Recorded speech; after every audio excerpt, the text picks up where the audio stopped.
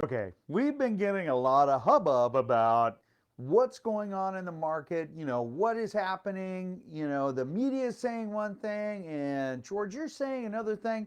And really, what does it boil down to? And it boils down to what is the national news saying versus, well, what is the local news saying?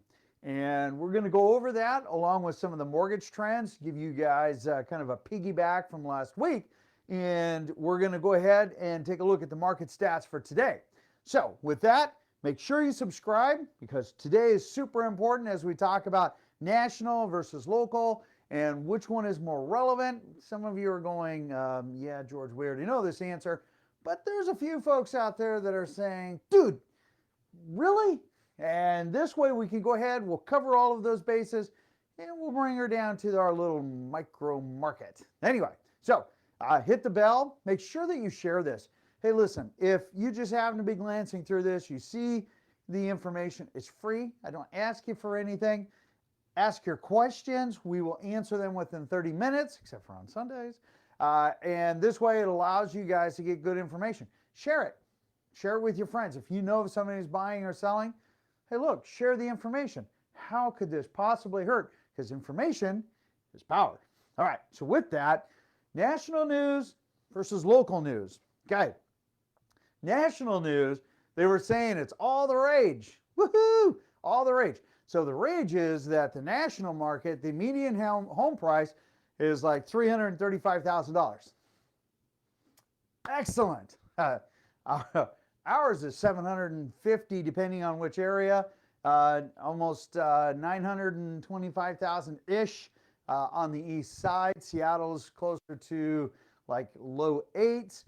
Down south, I think the median price is like 675-ish. Same thing up north, north being, the just north of, Everett. So we're talking about parts of Everett. Marysville, Arlington, Granite Falls, things like that. So on that side, national news doesn't even matter. It's irrelevant. They talk about, and I printed off some of the stats here because everybody's going, oh my gosh, the market's slowing down. We're seeing more inventory. No, we're not. But they are on a national level depending on area.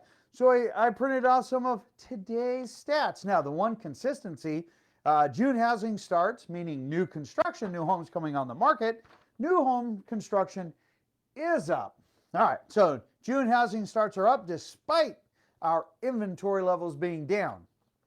Then they contradict themselves later in the article, which I thought was interesting. Okay, total U.S. loan delinquency rate is at 4.37. That's for 30 days or more on homes that have missed their payment. This is dealing with the foreclosure side. Ours is like 0.25. Negligible. All right. Let's see here. When we take a look at month-over-month change is down 7.62%. Year-over-year is down nationally 42.39%, which is awesome. Our numbers are lower because we didn't have hardly that many defaults or that many people looking at the forbearance program. Total U.S. foreclosures pre-sale inventory is at 0.27. Okay, well there you go. That's not a bad number. Month-over-month changes down 1.73%. Year-over-year is down 24.23%.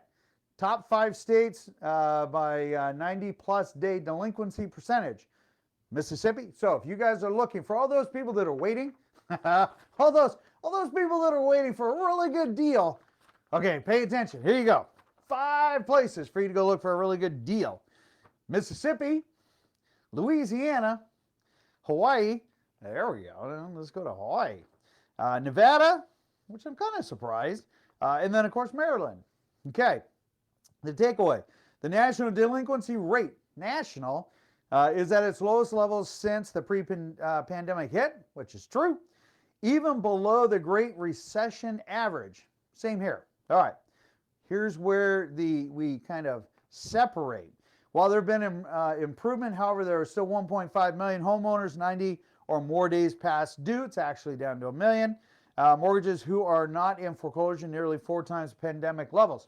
Actually, that has dropped because we have a stat that shows that it's now based on closer to about a million nationwide. Now, foreclosures here, very few.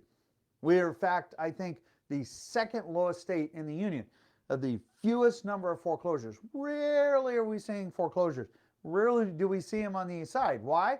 Because our values and our property values have increased so much, there's no reason for you to, quote unquote, ever go through foreclosure unless it is strategic.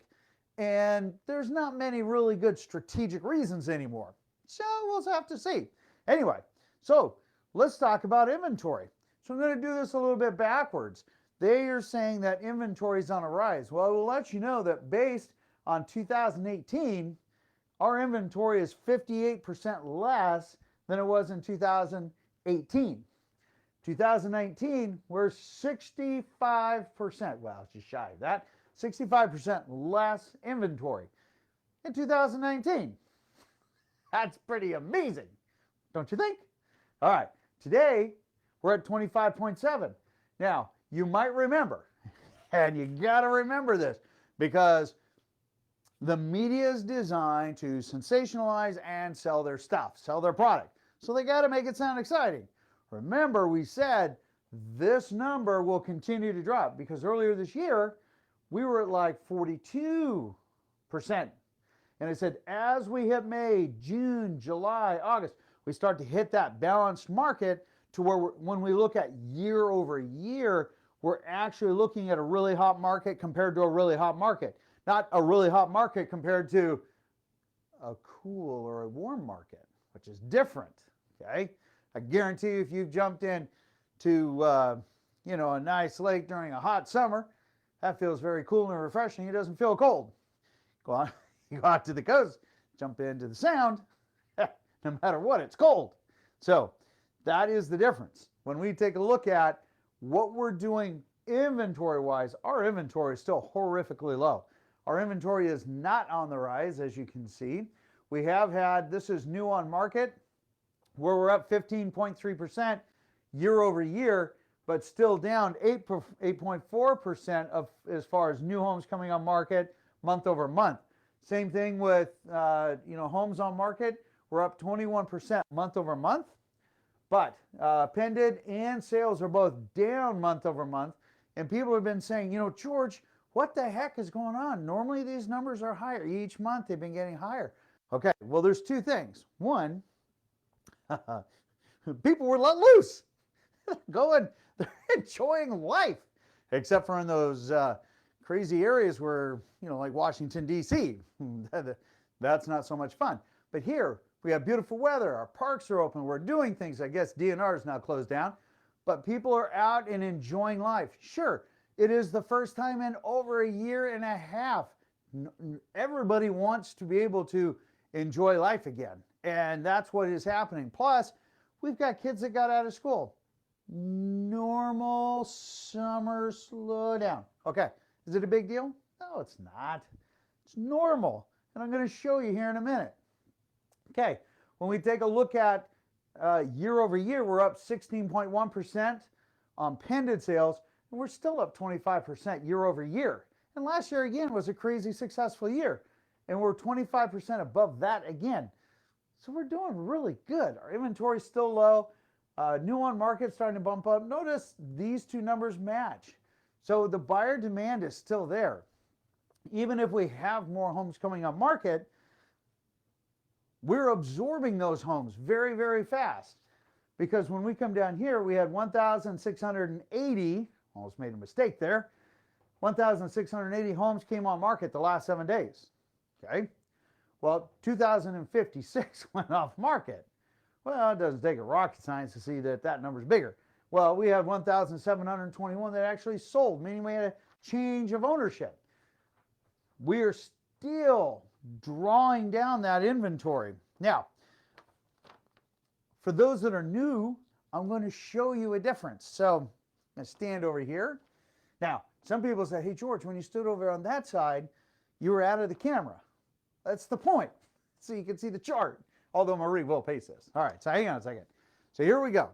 When we take a look at 2018, the light green here, okay, the light green are total homes available.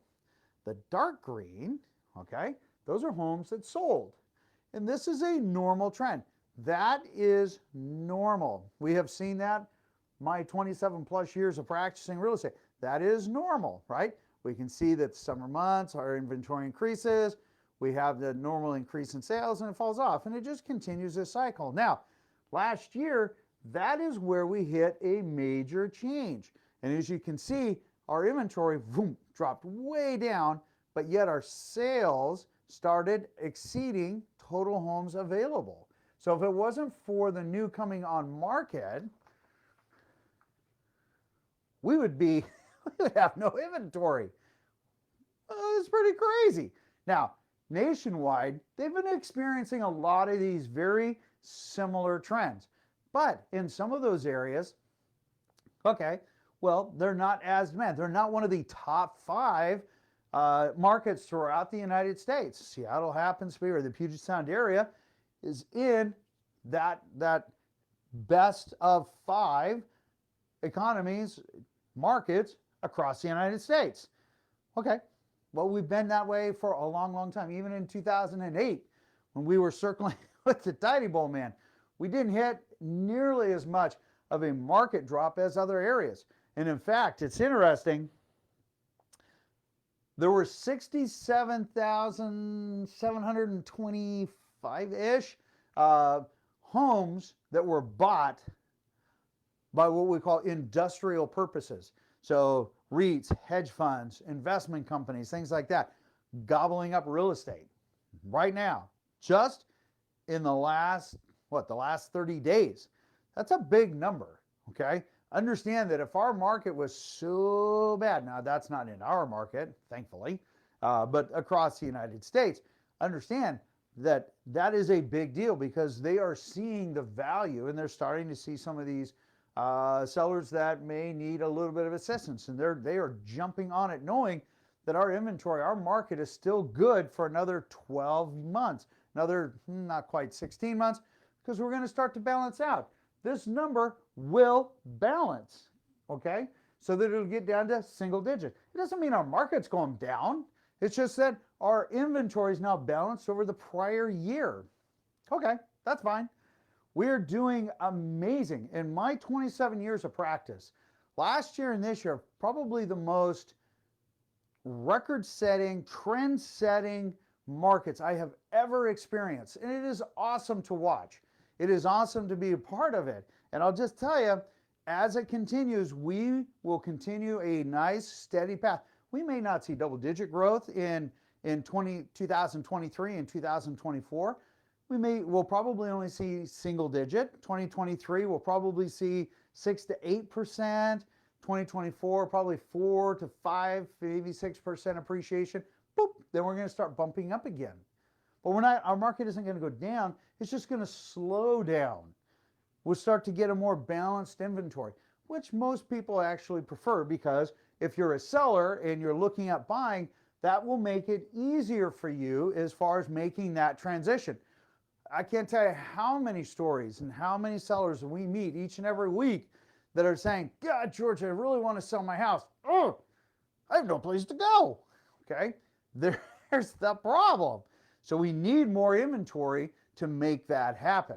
And the problem is that we've also got a lot of folks that are retaining like investment properties and their second homes and whatnot. Because why? Look, it hedges against inflation. It's why I own real estate. And that's why many of our clients also own rental properties. It is the only hedge against inflation because it will rise. Your 401k doesn't. Sorry. Okay? It just doesn't. That one hedges against real estate. That's why you need to have that balance. Look at any of your affluent people, and you will see that they have a balanced portfolio of real estate and other holdings. Why? because it's balanced. It helps to weather those storms. All right, get off my soapbox. All right, rates. Mortgage rates are back under 3%, which is awesome. Okay, why? Because they actually rolled back that 0.5% fee that they were charging because they thought for sure that the mortgage industry was going to have some really hard times with all of the different drawbacks, with all of the different challenges, with people being laid off or furloughed, and oh my gosh, the mortgage industry, and to offset the losses that Fannie and Freddie were going to be looking at in HUD, they rolled that back, said nope, we did just fine, we do not need that. Par pricing, not bought down rates. Okay, par pricing today is 2.875. You can get a 7/1 ARM at 2.125, which is pretty amazing. Don't buy 30-year money if you're only going to be in your house for 7 to 10 years. Doesn't make sense. Down here, non-owner occupied, this is awesome. Remember, we were at 4.5%, 4.3%. We're down to 3.625 with no points. If you thought that you missed that opportunity to buy a rental property at an amazing rate, now's your chance. Jump out there. There are definitely homes there. In fact, there's a Bellevue condo that came up. It is a fixer. The pictures clearly show that. It looks like a hoarder, but it's at $200,000. It is only 1 bedroom. There's a duplex that came up in Edmonds at $795. That is a really great price. I think that one's got like a 5 cap rate. And for this area, normally it's a 4.5 cap rate, that's a really good deal. Down south, there's 2 properties that came up, one at 7.5 cap and one at a 6.75. 4plexes, absolutely awesome. Hey, we'll just hook you up with property management. Super simple, but those are great returns. When we talk about a cap rate, remember that's the return that you get.